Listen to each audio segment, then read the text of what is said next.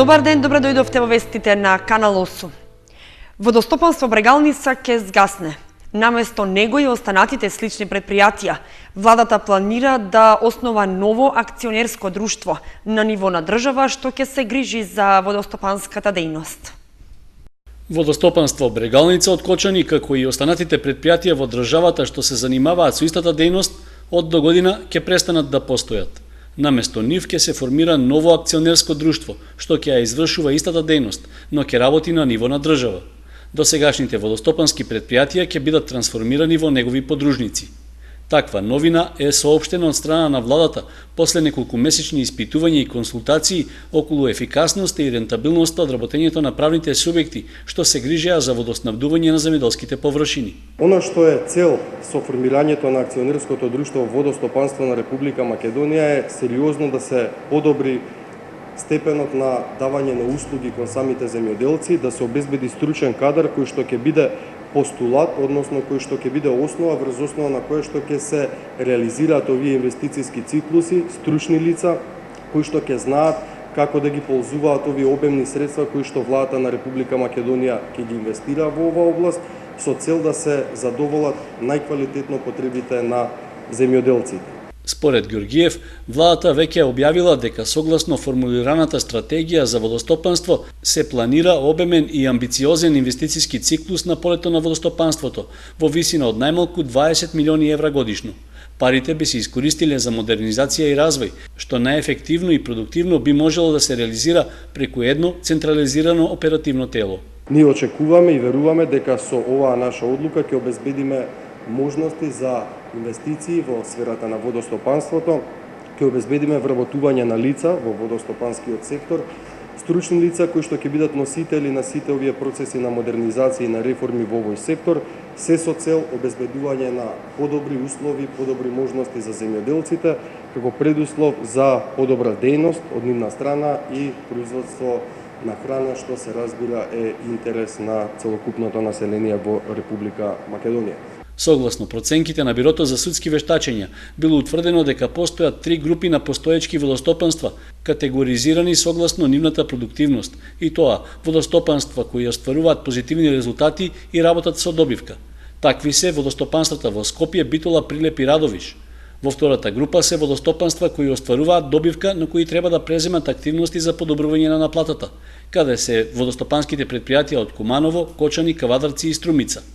Во третата група се водостопанства кои покажуваат послаби резултати, а овде се водостопанствата во Берово, Гостивар, Гевгелија и Ресен. Новоформираното акционерско друштво за водостопанство би имало една централа лоцирана во Скопје, а останатите 12 водостопански предпријатија во Македонија ќе прераснат во оперативни единици, односно подружници.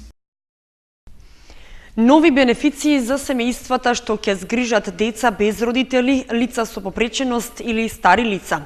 Во Кочани има 5 такви, но секогаш се потребни нови згрижувачки семејства, потенцираат од Центарот за социјални работи. Се повеќе лица имаат потреба од згрижување во семејства, а се помалку семејства отворени за користење овој вид социјална бенефиција. 6500 денари е надоместокот кој го добива едно семејство кое ќе згрижи дете, а сумата може да биде и повисока, до 8000 во зависност од категоријата на згриженото лице, вели директорката на Центарот за социјални работи во Кочани, Весна Даневска. Кај нас такви семејства има 5, додава Даневска, и вели дека долгорочно потребата за згрижување е секогаш неопходна. Во Виница пак засега такви згрижувачки семејства се евидентирани само 3. Согласно законот, во едно згрижувачко семејство може да бидат згрижени најмногу до 5 деца без родители или родителска грижа, до едно дете со воспитно-социјални проблеми и дете жртва на семено насилство, до еден малолетник сторител на кривично дело или прекрашок, до 2 лица со умерена, тешка и длабока попреченост во менталниот развој и лице со трајна телесна попреченост, на кое му е потребно трајно згрижување и нега, до едно лице со најтешки пречки во менталниот развој, до 2 лица со трајна телесна попреченост и до 3 стари лица. Министерството за труд и социјала од овој период воведе и нова бенефиција за пензионерите кои ги наполниле годините, меѓутоа од икс причини не користат пензија. За нив сумата е во висина на просечна плата, доколку се одлучат да згрижат вакво лице. Во Македонија се регистрирани 180 згрижувачки семејства во кои се сместени 288 деца без родителска грижа. Центарот за развој на Источниот плански регион беше организатор на работилница за создавање кластер за креативните индустрии во регионот. Тој треба да обезбеди нивен поуспешен настап пред потенцијалните партнери во земјава и странство. Источниот регион е првиот во државата што ќе добие кластер за креативни индустрии, во кои ќе бидат опфатени малите и средни предпријатија од регионот во чие работење е вклучена креативната дејност. Оформувањето на кластерот беше причина во Штип да се одржи воведна работилница со цел подетално да се објаснат потребите и придобивките од неговото функционирање и кои фирми од истокот би можеле да се вклучат во него.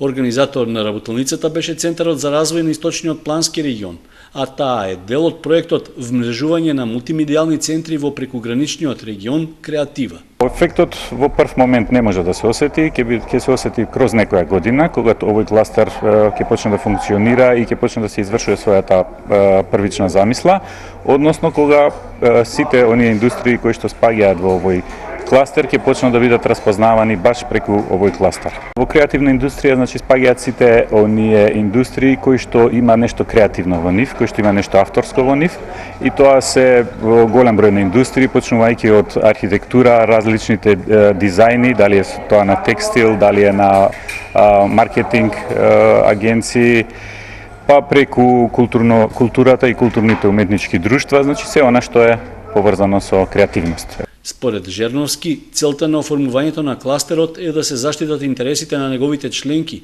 кои пред се мали и средни предпријатија.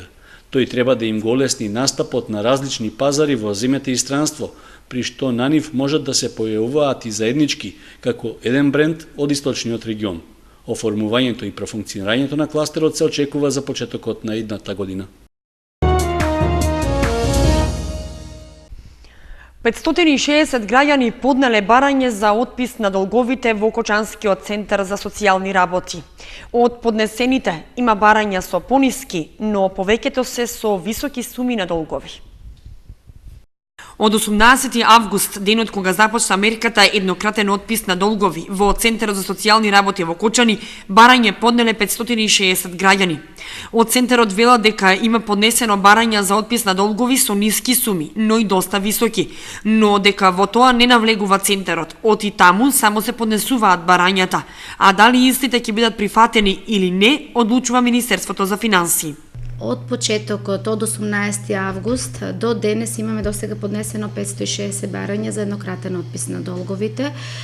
За еднократен отпис на долговите се опфатени 3 категории на граѓани.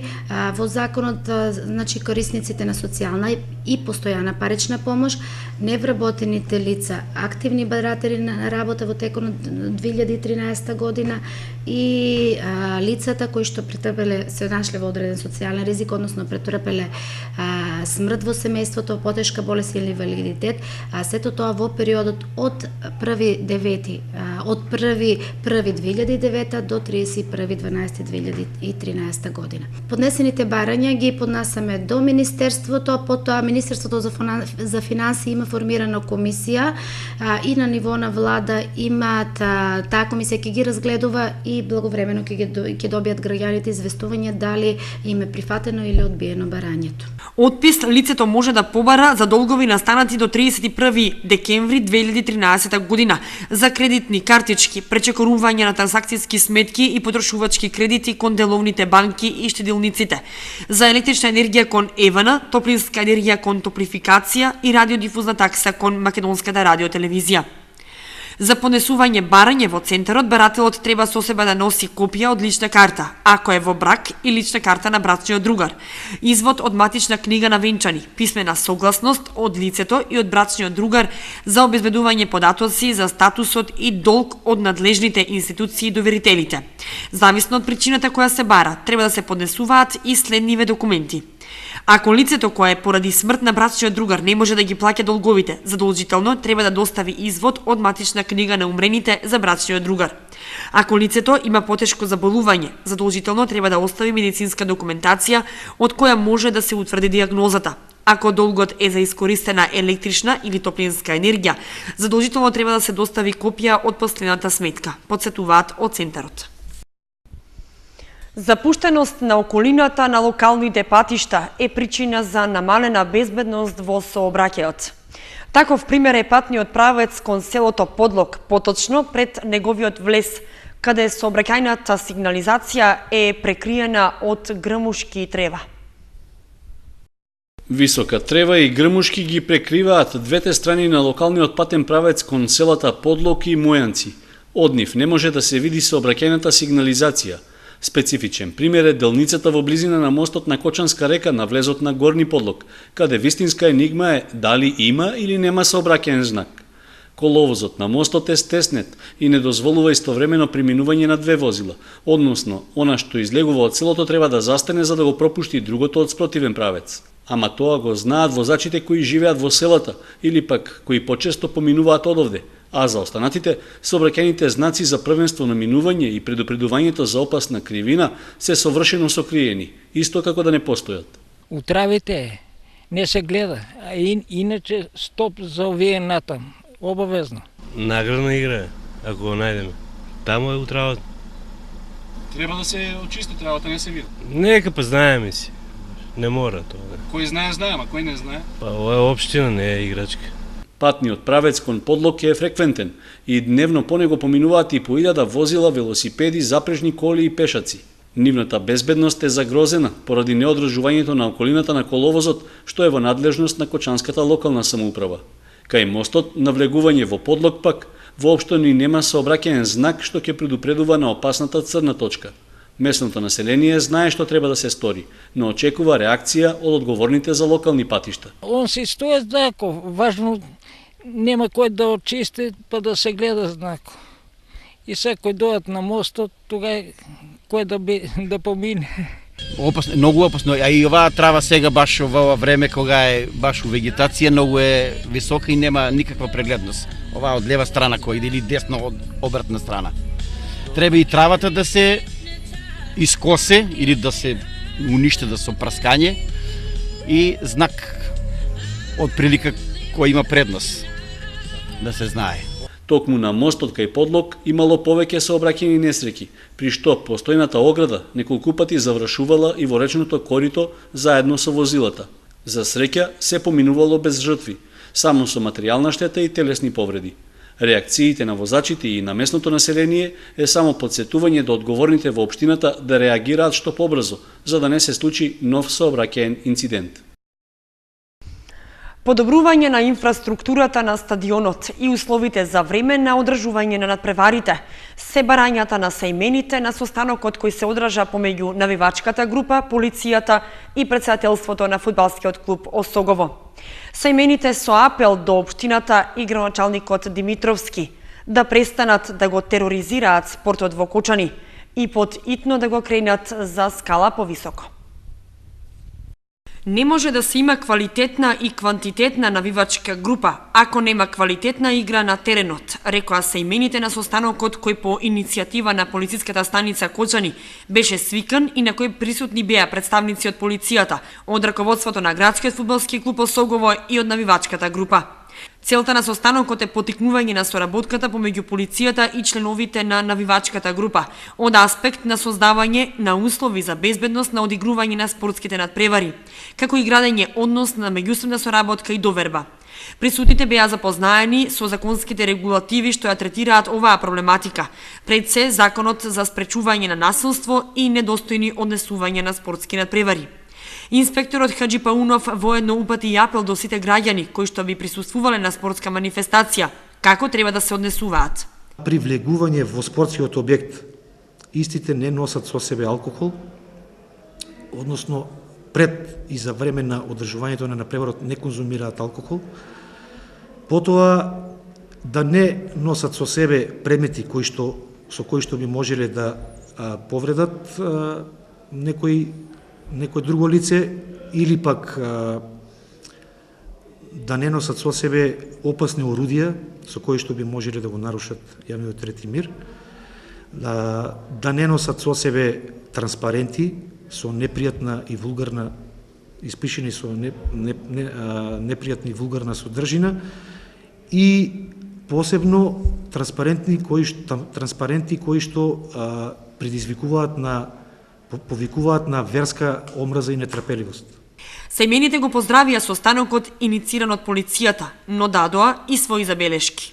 Прво што сакам да кажам е дека во името на навивачката група даваме целосна подршка на Горан Николовски Турчин, момчето кој е минува низ многу тежок период од навивачката група Семени. Ние сме тука секогаш кога треба за соработка и да му помогнеме. Навивачката солидарност е пред се на прво ниво кај навивачките групи. Нагласивме неколку проблеми, како што инфраструктурата на стадионите со која се соочува целата држава, немањето на доволно услови за време на полувреме, односно нечиста требина, немање на вода и ред други работи.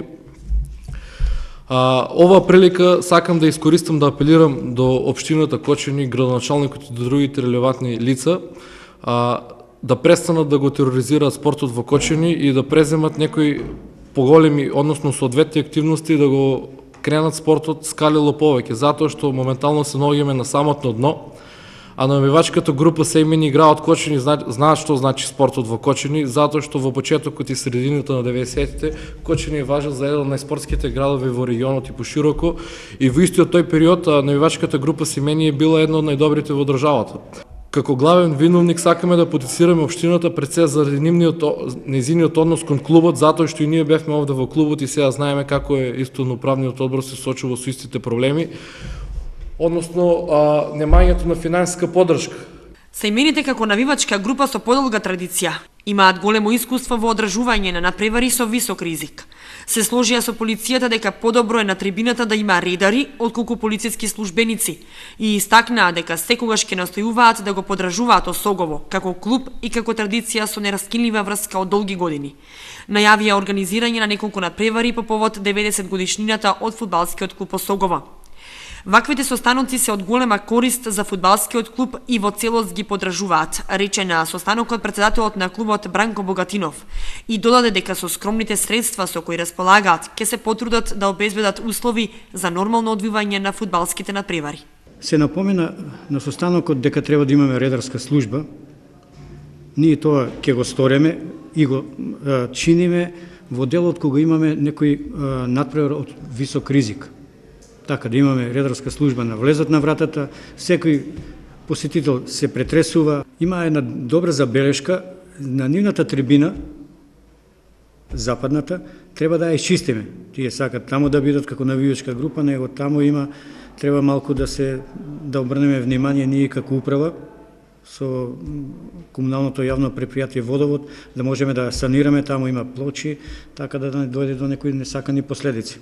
На состанокот беа разгледани и други закони, како што се Законот за спорт, каде што е предвидено изработка на регистар, во кој што ќе бидат внесени сите членови на навивачката група, а истиот треба да биде изработен од председателството на спортскиот клуб.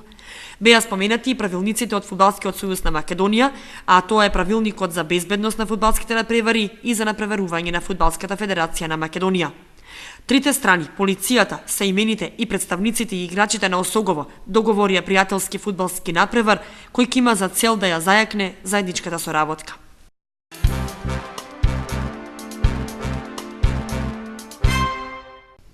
Со почетокот на учебната година официјално завршија и летните лудории.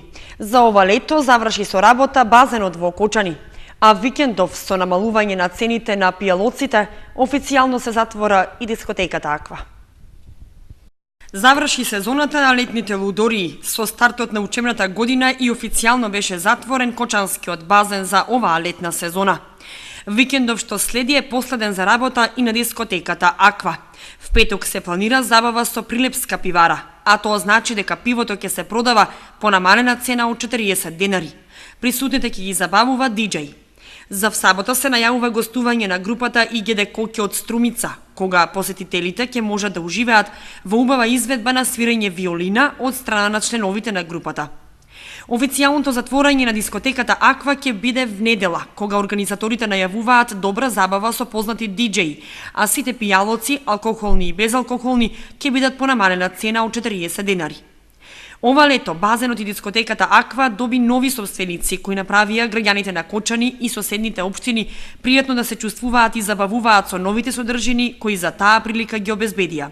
Беа поставени нови лежалки, беше преуреден просторот и на базенот и на дискотеката. Во текот на целиот летен период гостуваа познати диџеи, пејачи и групи и имаше доста посетители. Организаторите и собствениците од до година најавуваат дополнително проширување на просторот и уште поинтересни содржини. Инаку, Аква нема да работи само 2 месеци, септември и октомври, а од почетокот на ноември ќе стартува со работа не како дискотека, туку како паб Аква.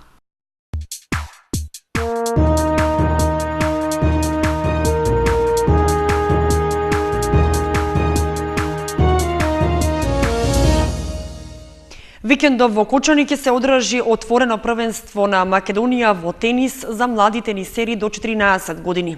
Организатор на првенството е тенискиот клуб Акватен, а надпреварите ќе се играат на терените кај градскиот базен. В сабота и недела Кочани ќе биде домаќин на отвореното првенство на Македонија во тенис за момчиња и девојчиња до 14 годишна возраст. Организатор на првенството е домашниот тениски клуб Акватен, а надпреварите ќе се играат на терените кај градскиот базен.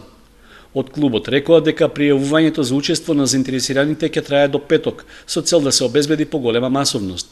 На првенството можат да учествуваат млади тенисери од целата држава, а според најавите, освен домашни учесници, веќе пристигнале пријави и од Куманово, Скопје и други градови.